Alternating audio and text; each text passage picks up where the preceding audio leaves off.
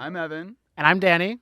And we are here recording virtual reality from Spotify Beach at the Cannes Lions Festival with the man himself, Eric Bigger. Bigger is always better. Oh. Hey! To the podcast. Thank you for having me, guys. How many times does that line get said to you? Not as much as you think. Oh. You know the thing that happens? Is that really your last name? See, my last name is Real, and I always get that. And so my Instagram handle is Evan Real, and people think it's like Evan Official, and then I have to explain to them that it's not, because if that really was real, that would be really embarrassing and kind of lame. People do say bigger is better, but they say think bigger. I get that too. Ooh. Yeah, Okay. so I gotta think bigger. Oh. How has the thinking been so far in Cannes? Because this is my first time at this festival. Is it? Yes, have you been? first time. It's a whirlwind to experience. I'm like, good God Almighty. Yeah. What's going on? I'm overwhelmed, but it's Running fun. on adrenaline, fumes. There's so much going on. It's so hot. It's so hot, but like this morning, earlier today, I could not get up and get going. So I said, you know what? Listen to your body, right? Yep, it's important. And I had a panel at 4 p.m. and I left the house at 3:15. That Ooh, sounds like my dream. Heaven. We were up Yeah. really early. Wait, yeah, we did it wrong. Yeah. Do you, when you have a day like that where you're like self-care priority in bed, are you watching TV? Are you eating in bed? Like, what's happening? I just want to know if I'm like. Well, I think because this was my first panel discussion, and it was like the first day of the event, I was processing what I wanted to talk about. Mm. And it was about DEIB, diversity and inclusion and belonging. So I wanted to be prepared mentally and emotionally to make sure I hit the right points, because sometimes you get in front of an audience and these like CEOs, executives Yeah. that are pushing to like influencers and talent like myself. I wanted to make sure I was getting the message across, but more importantly, my body was just beat up from traveling, working out, trying to walk back and forth from my villa to wherever I needed to be. And I know, like you said, like I know my body more than anything. And I don't know if you guys are aware of human design. So in human design, it's like an energy archetype. I'm a generator. So generators are all about energy. So when I'm excited, I feel like I can heal and change the world. So I have to do things that light me up. So that's why when I came here and you guys like, I'm so excited.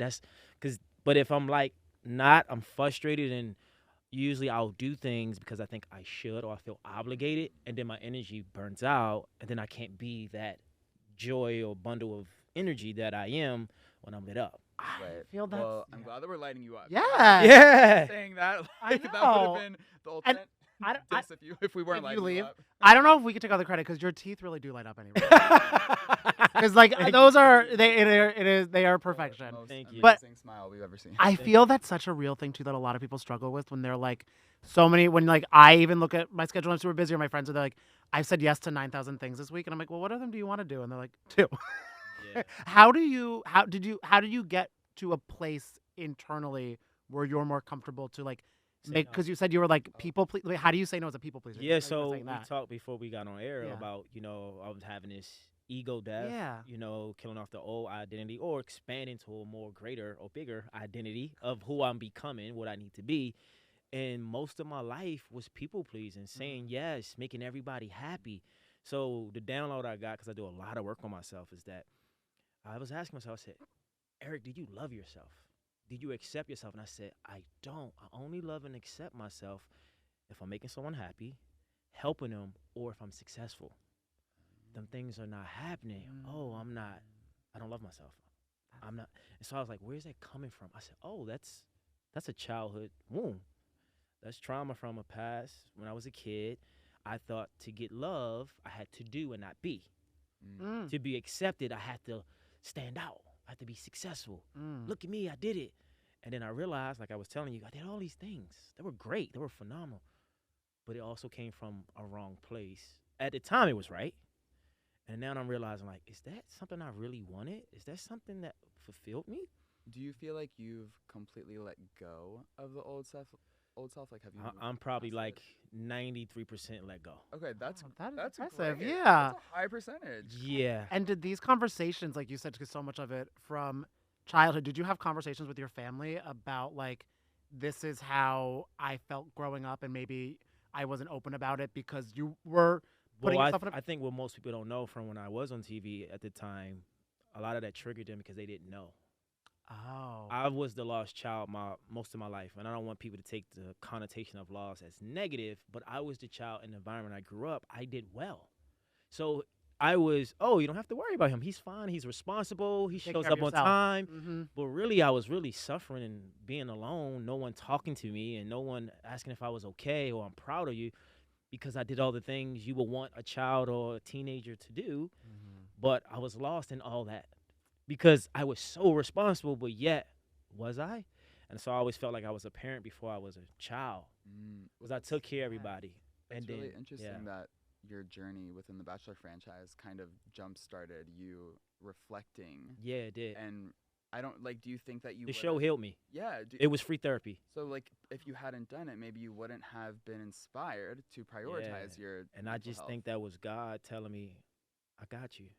Because most of my life, I was like, it was always like, go, go, go, no. Go, go, go, no. And right before I went on the show, I actually booked a national commercial.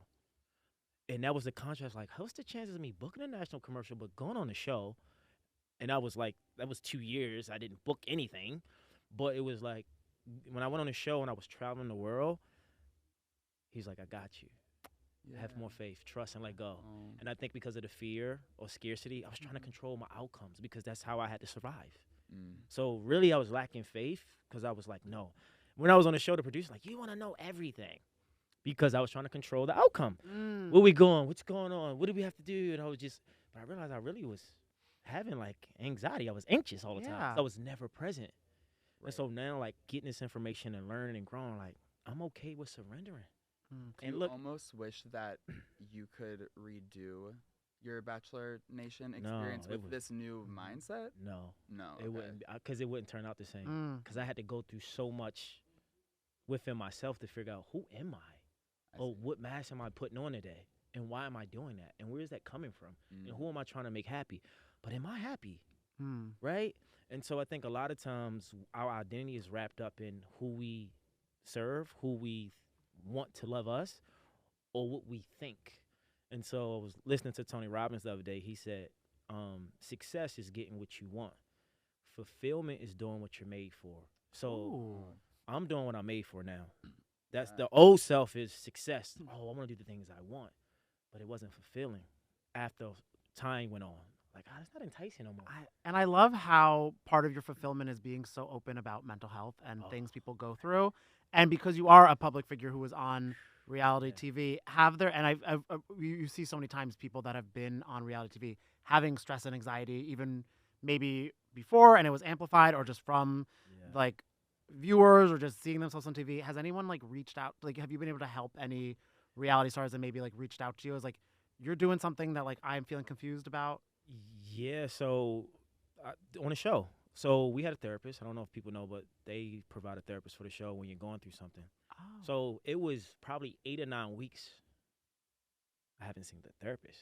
So all the other guys would go see her, and it was like, Eric is helping me. Eric is helping me. So I was like, it took her 8 or 9 weeks to see me when I was really going through the most. Oh my God. Wait, and did she make you like aware of that, being like, yeah. That's why she said, I didn't think you need anything because everybody said you was helping them.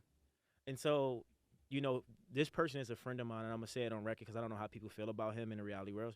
Demario Jackson. When he went through his first situation, I reached out, you know, and I consoled and I talked. And even his recent situation, I reached out, we prayed. And because I'm a real person, like, I'm not a person like, oh, and I'm going to turn my back. Right. Because that's not the relationship we have. And I was getting to the root of, like, what you think really going on? Why do you think these things are coming into your life? How did you attract this? Like, we get real and we get certain. So he was one that I was sending him scriptures. I was sending him meditations, forgiveness techniques, like really trying to help him understand what's going on. I want to help you. I don't know the details. I don't know what the truth is, but I think what happened was when you're in a space like this, anything can happen. And that's the thing about being a reality star. People put things on you because they don't like you or they don't like how open you could be or how authentic you are. And, yeah, so I've helped several guys. And also Joe, grocery store Joe. I think he had a situation years ago of the pandemic, and he reached out. And this is why I'm big on diversity and inclusion, because perception is everything, and people perceive things based on the information they have. And I think people outside of, you know, his culture, race, was making him feel like he was something that he was not. So he called me for advice. I was like, no.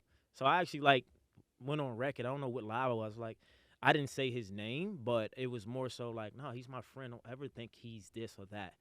But people will do that to make you feel like you are what they want you to believe based on what you post or said. I don't like that.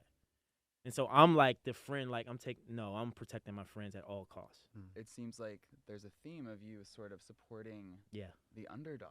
Yeah. Is that how you've always been? I've always been the underdog, though. So you identify that way. So you're like, let me help out another underdog here. And I think people always see me as I've always won. I did, but at the expense of being the underdog. Like, okay, I just got to keep working. Okay, what book do I need to read? What do I got to do? Even on the show. The guys was getting it. I'm like, what did I do? I was being vulnerable. You guys are using this against me. Right? So it was like, I've always been in a position where I had to like give a little bit more. And I'm like, I'm willing. What do I got to do? I got to surrender? Okay, I'm surrender. I got to have more faith? I'm going to have more faith. So now it's just like, I get it. It's okay. It's all good. I love that you have great relationships with people like DeMario and the grocery store. Joe, who are you the closest with in Bachelor Nation today? So, a lot of that has died down over the years.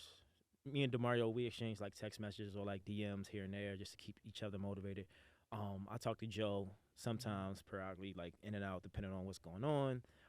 Adam, I talk to Adam, Raven. I love them. They're amazing. They're a great couple. Or even like if I'm getting people who need talent for brand deals, hey, bro, I know somebody wants to pay 15 to 20. Hey, would you want to do this? Like, that's who I am. I'm not a person I don't play for keeps. Yeah. Because when you play for keeps, you don't get kept, right? Right. Yeah. Because it's like you're playing life not to lose. I play to win. Okay. And when you win, you come prepared and winning in so many different ways, which is why I do want to bring. And you also said you're always learning, always reading. You need to explain something to me. Okay, let's get it. You need, because I feel it might help me win. Or it's already winning. Look at you, winner. Wait, but I need to know, what is an attitude number? Because I see you posting with it all the time, and it's making me feel like I need to know about it. We are so. Well, numbers are everything. Numbers run the world. The circumference of this room. Your Beyonce birthday. too, but okay. Yeah, your height, your weight, your bank account, your age. Everything's a number, right? So attitude number is a form of a part of a thing called numerology. So your attitude number would be your month and your day added up, right? And then you have your life path number, which is your month, your day, and your year. Then you have your expression number, which is the letters in your name equal a number. Then you have your soul desire. It's just so much. So I don't want to overwhelm you. But the main numbers I think people should know is their life path number, their attitude number, and their personal year number. And their social security number. Yeah. and probably their expression number, which is their destiny number. But the personal year number is important as well, because the personal year is your month, your day in 2023. Like this year, every day is a new. Yeah, it's a vibration of a number. But every year, everyone is on a 9-year cycle. So when I told about I was having this ego identity crisis, like killing off the ego, I'm in my year 1.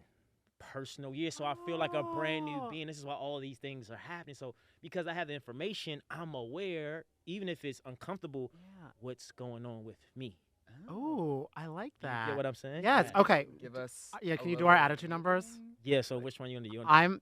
I'll go first. Yeah, go first. I'm May 3rd. Okay. So 3 and 3. Or no, 5-3. I mean, you're right. See. Oh, 8. You were saying that you always run into 8s. Yeah. No.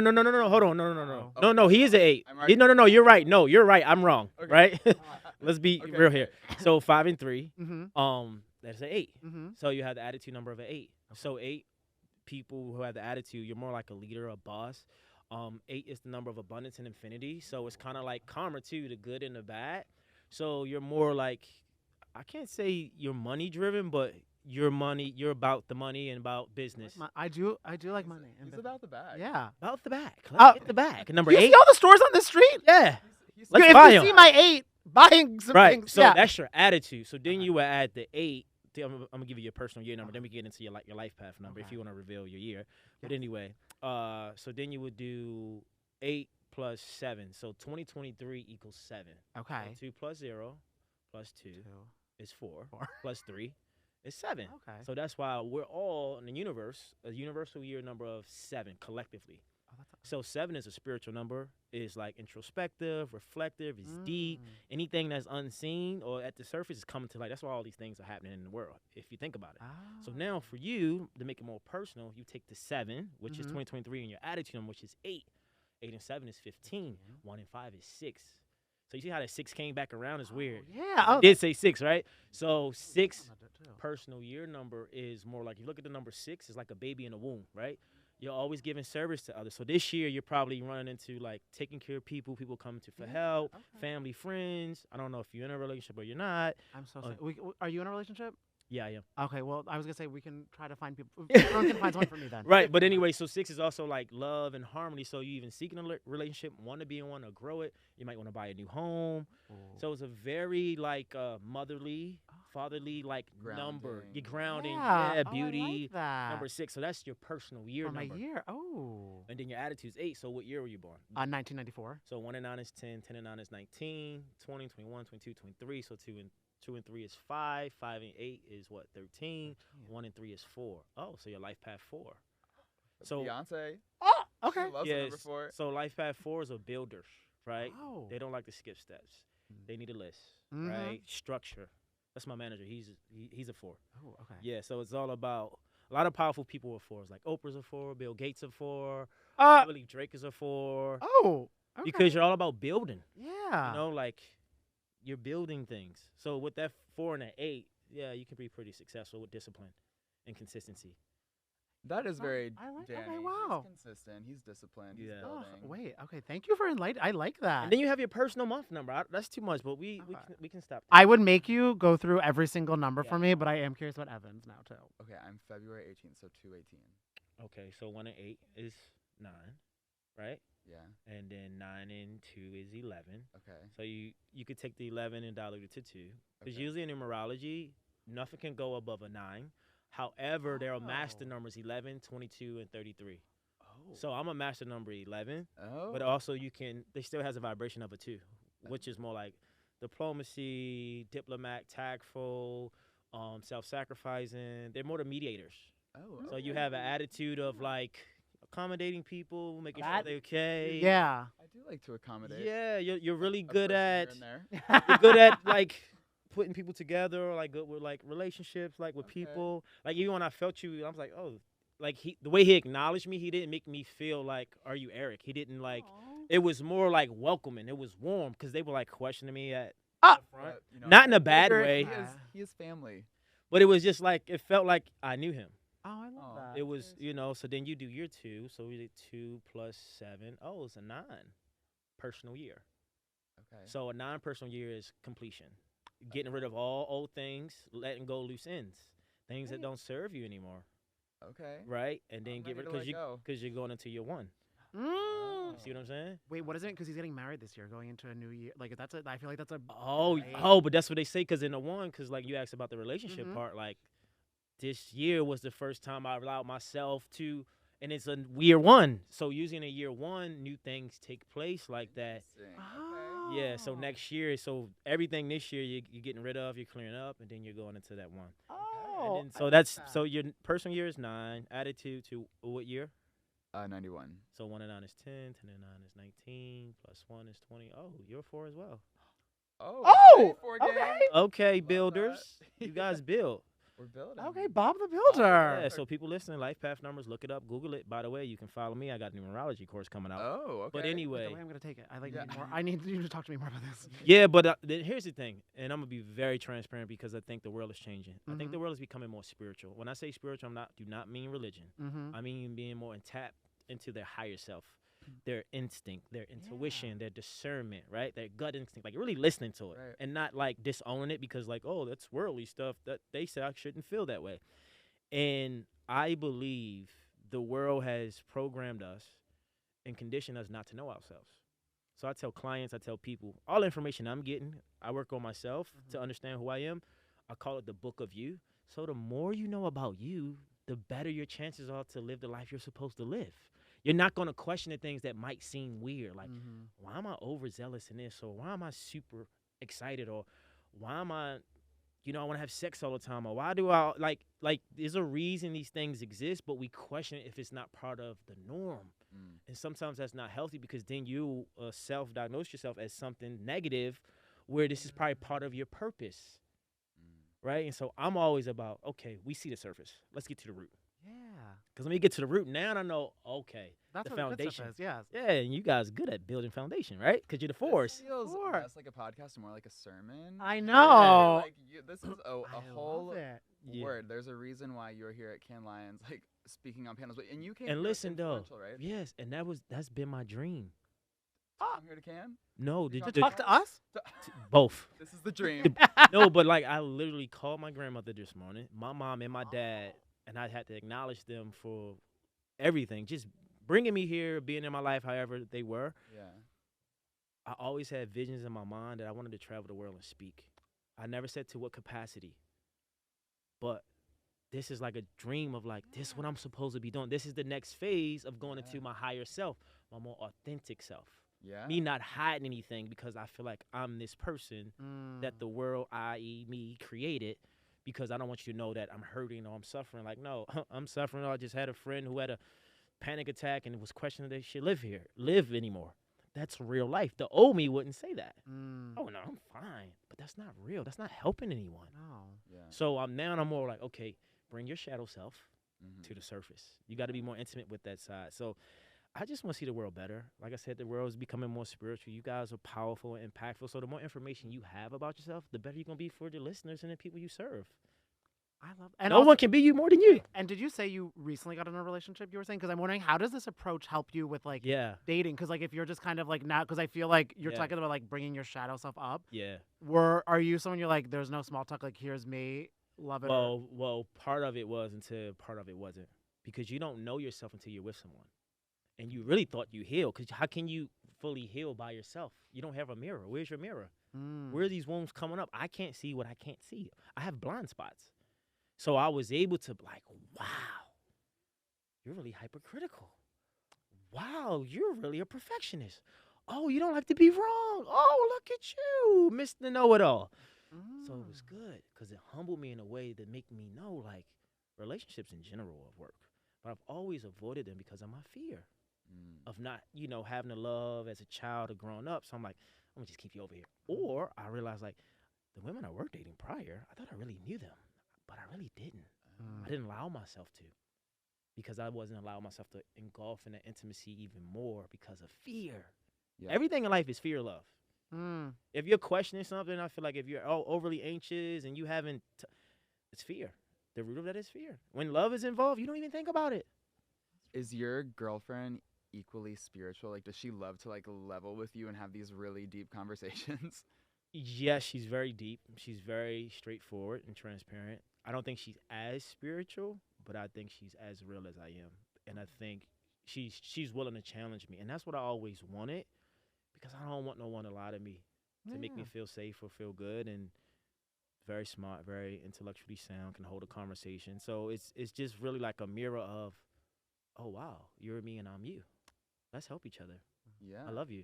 Aww. Thank you. Has she ever watched your old episodes of The Bachelorette and Bachelor? No. And that's the amazing thing about it. That's great. Because that was my struggle for so many years. Oh, I could imagine. Yeah.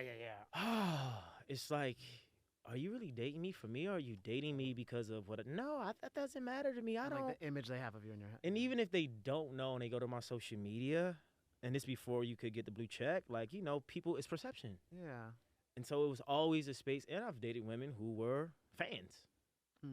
How was that? How did that go? Was it ever a good experience? They were never like high-spirited fans. Like, yeah, I'm a fan, but that they know. I know who you are. Yeah. I know what you are. So it was always, it felt like, but I always knew like, that's not it. But it was fun.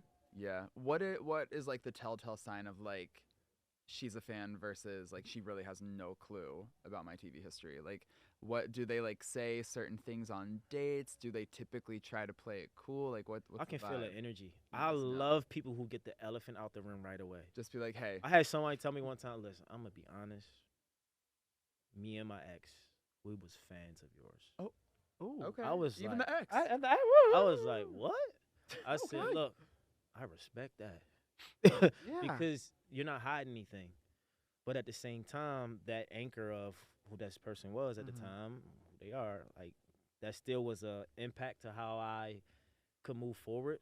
Yeah. But it was never nothing serious. It was just casual.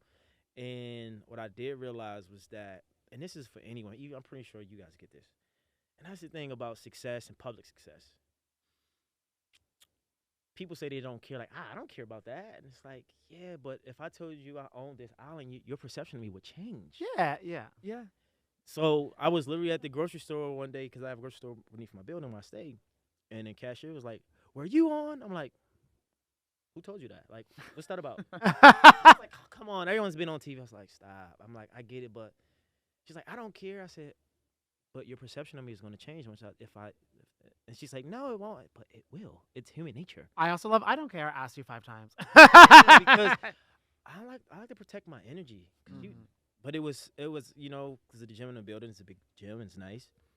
It was a girl that's always in there that I see. I was like, "Was she an Asian girl?" Just like, "Yep." I was like, "I get it." Yeah. Because I'm always aware of where I'm at and who I'm with. And granted, like, I'm no Kevin Hart, Will Smith, Yeah, But, wait, mean, but in some people's minds, you are. Like, right before we walked into the studio, a group of girls outside, they came up to you and they were very excited to see you, big Bachelor fans. And we were, talking about how you're kind of like, that was 6-7 years ago. Yes.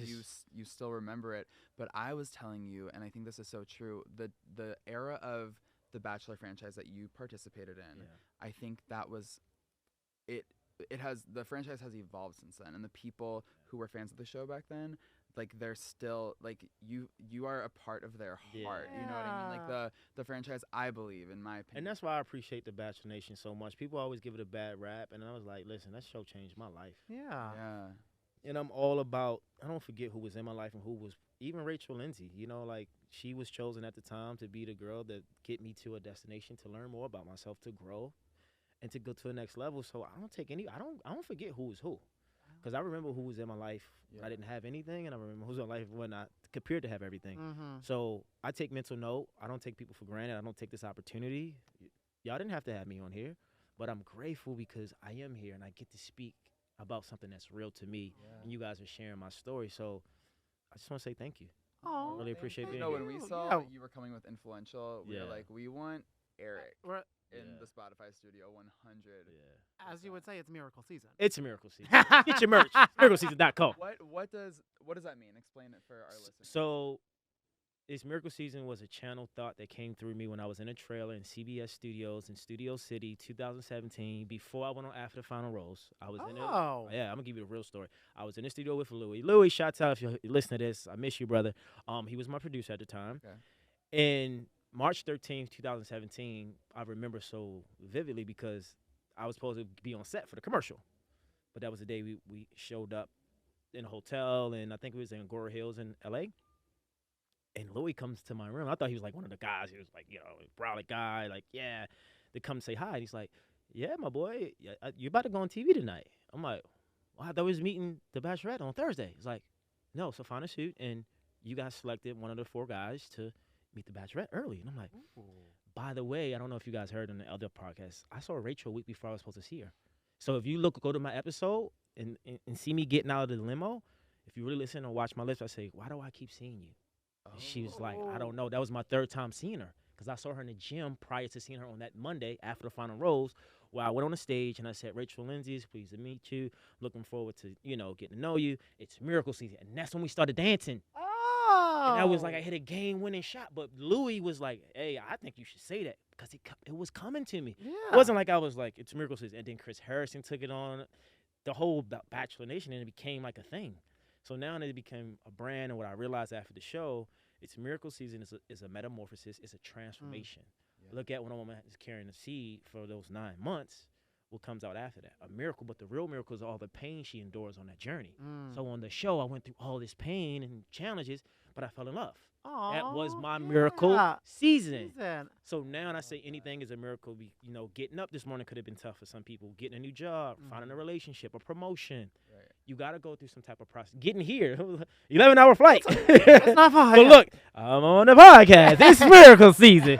Wait, Right. so you allow everyone to use it? Would you let any of the senior citizens on the Golden Bachelor say it's miracle season? Absolutely.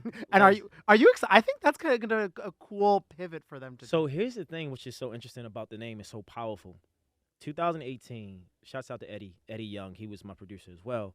He sends me a screenshot text message. It's called a movie called The Miracle Season. So look how timing in the universe is. A week prior to coming here, I met someone at Soho House in West Hollywood. They were just here in Cannes doing film or small films or whatever. And it's like, oh, our actual friend is the director of the movie The Miracle Season. So I say, where did you get the name from? Because I want to know. Because I know in 2017, I was ringing that name in the universe. And so he kicks back and says, oh, the studio changed the name. I didn't want that name. So someone at the studio was a Bachelor fan. Yeah, so Eric mine's is It's Miracle Season. They called the movie The Miracle Season. Oh. So I was like, They need to, yeah. I say we need to go call a lawyer right now. come on.